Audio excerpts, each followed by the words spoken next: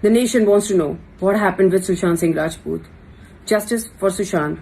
CBI for SSR. Hello everyone.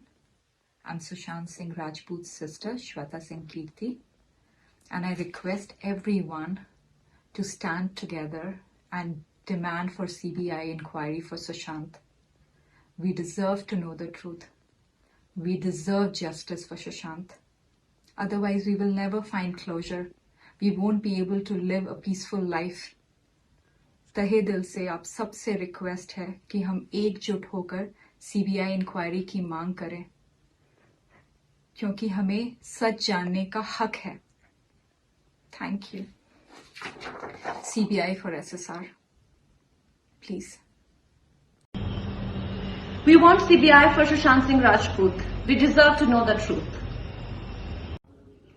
Sushant Singh Rajput की मौत ने हम सबको झंझोड़ के रख दिया है, मगर कुछ लोग जो इस चीज में माहिर हैं कि कैसे पैरेलल नैरेटिव चलाना है, वो इस तरह से चला रहे हैं कि हाँ, जिनका दिमाग कमजोर होता है वो ये डिप्रेशन में आते हैं और सुसाइड वगैरह कमिट करते हैं. जो बंदे ने स्टैनफोर्ड की स्कॉलरशिप, वो रैंक होल्डर है in his entrance for engineering, उसका दिमाग कमजोर कैसे हो सकता है? अगर आप देखें उनके कुछ लास्ट पोस्ट, वो क्लियरली कह रहे हैं कि लोगों को बैक कर रहे हैं कि प्लीज मेरी फिल्में देखो, मेरा कोई गॉड फादर नहीं है, मुझे निकाल दिया जाएगा इस इंडस्ट्री से. अपने इंटरव्यू में वो जाहिर कर रहे हैं कि मुझे क्यों नहीं ये इंडस्ट्री अपनाती है, I feel like a left over. तो क्या इसमें इस हादसे की कोई बुनियाद नहीं है?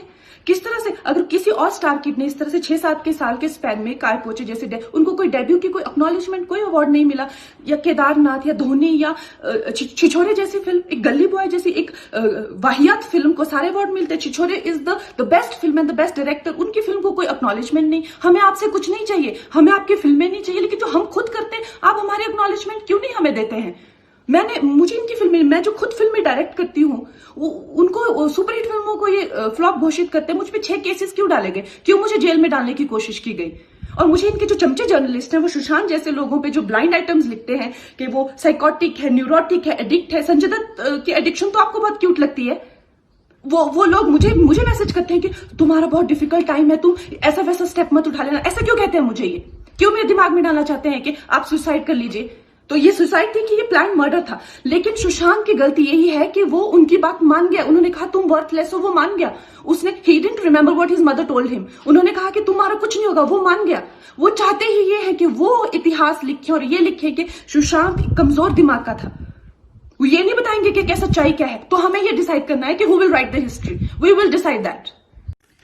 सुशांत सिंह राजपूत की हत्या के बाद कई चीजें बाहर निकल के आई हैं. कुछ मैंने इंटरव्यूज पढ़े हैं, कुछ डायरेक्टली भी बात की है. तो उनके पिताजी का कहना है कि वो फिल्म इंडस्ट्री में हो रही टेंशन के करके बहुत ज्यादा परेशान थे. अभिषेक कपूर जिन्होंने उन्हें लॉन्च किया, उनके साथ हाल ही में एक फिल्म की है केदारनाथ, उनका कहना है कि it was a systematic dismantling of a fragile mind. Ankita जो उनकी लॉन्ग टर्म पार्टनर रह चुकी हैं, उनका कहना है कि वो सामाजिक रूप से की गई अपमान और बेइज्जती नहीं सहन कर पाया.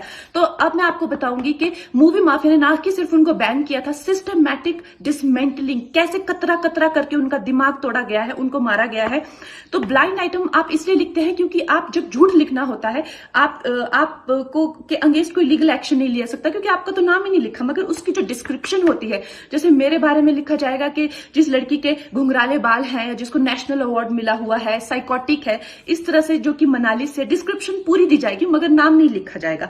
23 अगस्त 2017 को बॉलीवुड लाइव सुशांत के बारे में लिखता है कि वो जब भी सेक्स करता है तो सिर्फ अपने ही गाने सुनता है, वो सबसे बड़ा नार्सिसिस्ट है.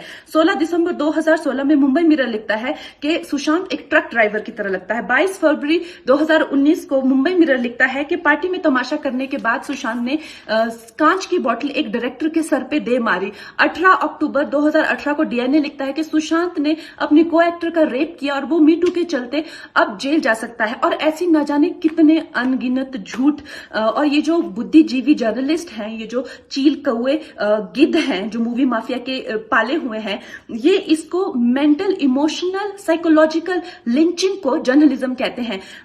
मेरे बारे में आज तक जो भी कहा गया मैंने कुछ नहीं कहा, लेकिन जब एक स्वतंत्रता सेनानी के खिलाफ गंदगी लिखी गई, मैंने उस जर्नलिस्ट को कॉन्फ्रंट किया. आपको पता है उसी रात 4 सीनियर जर्नलिस्ट ने मेरे खिलाफ एक गिल्ड बनाई. ऐलान किया गया कि इसकी फिल्म को बैन किया जाए, फ्लॉप किया जाए. आपको पता 3000 जर्नलिस्ट गैंग अप होते हैं एक अकेली लड़की पर, उसकी इमोशनल लिंचिंग करते हैं सरेआम, और ये समाज कुछ नहीं कहता, कानून कुछ नहीं कहता है। मैंने उन पे केस करने की कोशिश की, मगर 1 महीने बाद वो गायब हो गए, मेरी फिल्म रिलीज हुई, गायब हो गए। तो मेरा कहने का मतलब ये है कि अगर ये समाज जिस अन्याय की बुनियाद पर खड़ा है और कभी आवाज नहीं, आप ये पढ़ते हैं, चटकारे लेते हैं, कभी आपने सोचा है कि कभी नेपो किड्स के बारे में ये क्यों नहीं लिखा जाता है? तो ये अन्याय का फंदा किसी दिन आपके बच्चों के गले में लटका मिलेगा, आपके गले में लटका मिलेगा। इसलिए जब तालियां बजेगी और सीटियां बजेगी, तब आपको पता चलेगा कि क्या गुजरती होगी।